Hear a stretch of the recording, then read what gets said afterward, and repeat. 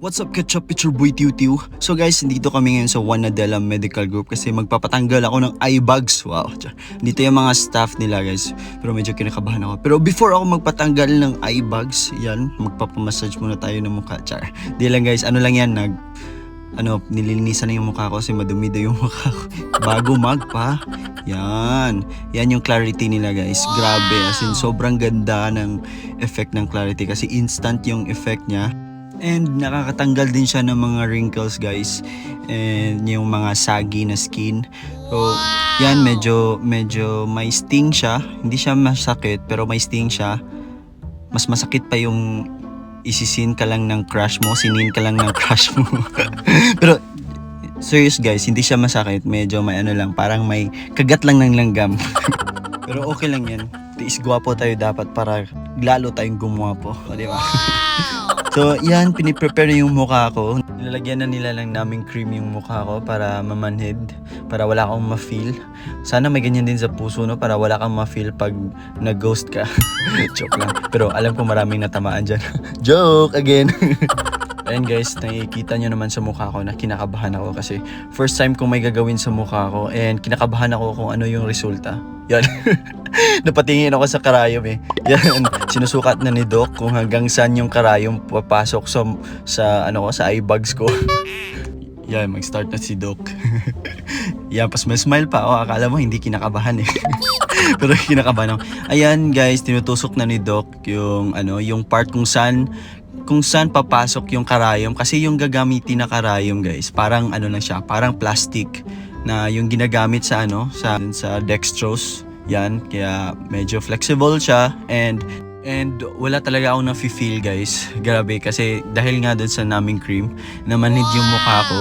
As in legit guys na wala akong na-feel na kahit konting sakit or sting o gano'n. As in wala talaga. Ano lang, parang parang hinahawakan lang yung sa may eye bags ko. So ganyan guys. Pero feeling mo parang masakit no, pero wala talaga akong nafe-feel yan guys. Laging tinatanong ako lagi ni Doc kung may nafe-feel ba ako, pero wala man akong na-feel. So ayan, patuloy pa rin si Doc. Yan dapat para tiis gwapo tayo syempre, para mas lalo tayong gumapo. Joke lang. Yan, huwag niyong dibdibin yan guys ha. Hindi yan para lalong gumapo, para gumapo tayo. And ayan, minamassage siya na ni Doc para mag-even yung nilagay niyang filler. So hindi tinanggal yung eye bags ko guys ha. Nilagay niya yung filler, yung part na medyo malalim na part ng eye bags ko para mag-even yung tapos mawala yung dark na part kasi masyadong malalim daw yung sa ilalim ng mata ko, kaya nilagyan ng filler para mawala yung malalim na part.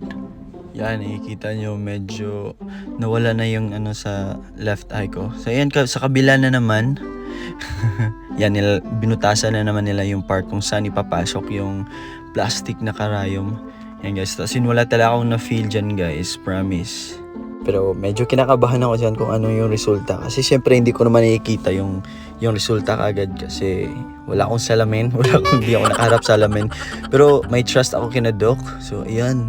Kaya pinaubaya ko na kay Doc. Siya na bahala.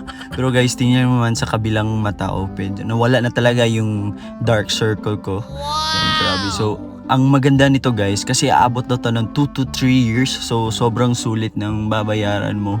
And syempre 2 to 3 years din na mawala yung yung dark circle mo. Matagal ko na kasing insecurity yung guys, yung dark circle ko or yung eye bags ko. Kasi simula nung bata pa ako, malaki na yan. Lagi akong sinasabihan ni ate, ba't ang laki ng eye bags mo? Yan, ikaw ate ha, patay ka sa akin, isusumbong kita sa kanila. Joke lang guys. Kasi syempre naman, ganyan naman talaga yung magkakapatid, di ba? Pero yun nga, matagal ko ng insecurity yan. And now, thank you Juan Nadella kasi may chance ako makafeel na confident ako. Meron pa namang eye bags pero hindi na ganun kalaki or di na ganun kaitim yung eye bags ko.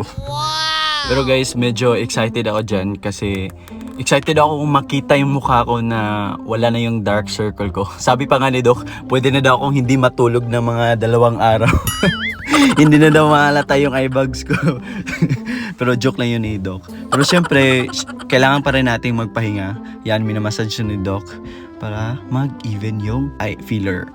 So ayun guys, natapos din sa wakas yung ginawa sa eye bags ko and medyo kinakabahan ako at excited at the same time kung ano yung resulta. Kasi syempre first time ko, as in grabe guys, first time ko talaga to. Kaya yun, pinapahira na ni Doc ng, ewan ko kung anong tawag niyan, pero pinahira na niya para siguro ano yan, para hindi mamaga yung part kung saan nilagyan ng filler. So yan, minamassage ulit ni Doc. And ako parang akong inaantok dyan. Ano ba yan? And ayan, kitang-kita naman sa mukha ko guys na happy ako. Yan, binigyan ako ng salamin ni ate yan kasi titignan ko na yung sarili ko. Ayan, nakita ko na talaga sa wakas. And sobrang happy ko sa result guys, grabe. As in, ilang years kong dinadala yung insecurity ko and now nawala na. And ito yung resulta guys. Enjoy!